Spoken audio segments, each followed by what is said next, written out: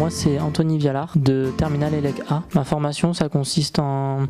c'est tout ce qui est du domaine électrique. On fait du bâtiment, on fait ce qui est dans les industries et après les internats, tout ça. C'est-à-dire en seconde on fait surtout du câblage, d'équipements, disjoncteurs, tout ça sur des maisons. En première c'est tout ce qui est industriel, c'est-à-dire on fait vraiment aussi du câblage mais plus petit, plus poussé. Et en terminale on fait plus des automatismes, c'est-à-dire des volets roulants ou comment faire fonctionner quelque chose à distance, tout ça. En terminale on est séparé en deux groupes. C'est-à-dire qu'il y a un groupe qui fait plus éclairage aquatique, c'est une simulation d'un château d'eau, alors qu'avec le deuxième groupe on fait plus tout ce qui est automatisme, quoi, vraiment.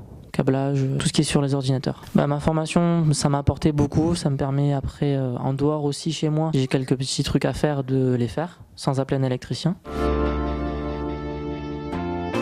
Moi je sais que je vais pas rester vraiment dans cette formation là, je vais plus partir sur assistant technique d'ingénieur, mais après c'est vrai que c'est très bien aussi d'aller continuer en BTS et de continuer ses études en électricité. On peut faire tout ce qui est dans la domotique, c'est-à-dire les volets roulants, les portails électriques. On peut faire après le bac directement travailler, donc électricien en bâtiment ou en industrie. Et la maintenance aussi, on peut faire. Maintenant c'est mise en marche. Il y a domotique, il y a électrotechnique.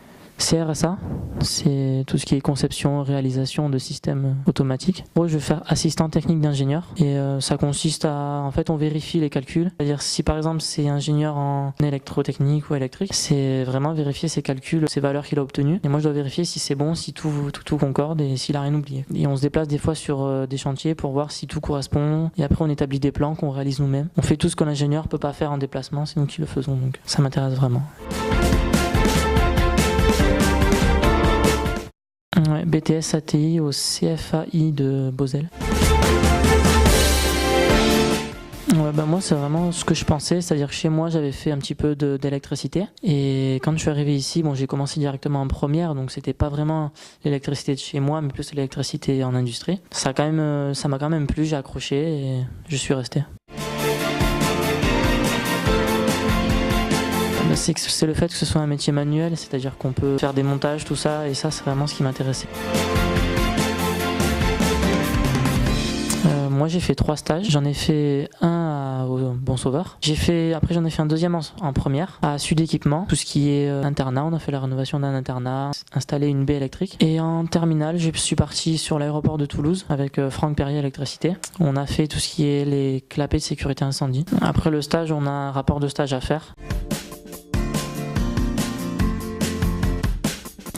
Les principales difficultés, c'est surtout toutes les formules qu'il y a à retenir. Après, si on arrive à les retenir, il n'y a pas de souci particulier. Donc moi, je viens d'une première scientifique. Donc pour moi, c'est vrai que j'ai plus de facilité en maths, en physique et dans toutes les matières générales globalement. Et voilà, on peut aussi, à partir d'une première S, se réorienter et partir en première professionnelle. Mais on aura un rattrapage à faire sur les années de seconde.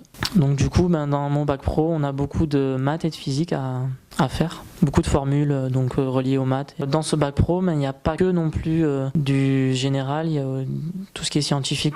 C'est surtout du manuel. C'est-à-dire si on est bon en atelier, on peut s'en sortir. On n'est pas obligé d'avoir des très bonnes notes en matière générale. L'ambiance de la classe, c'est plutôt bien, tout le monde s'entend bien. Après, avec les profs aussi, on a une bonne entente. Et si on a un problème ou quelque chose, les profs sont à notre écoute et ils viennent directement nous aider. De rester motivé et d'essayer de tout faire pour avoir leur bac et de travailler vraiment. Donc c'est pas une formation où on se repose non plus, c'est pas on vient en bac pro pour se reposer, il faut quand même un peu bosser. Moi qui étais au lycée Bellevue avant, je pense que le lycée Rascol c'est beaucoup mieux que le lycée Bellevue puisqu'on a la possibilité de faire les 3 types de bac. Et surtout au niveau bac pro, je pense que c'est vraiment bien, on a vraiment tout ce qu'on a besoin pour vraiment bien apprendre.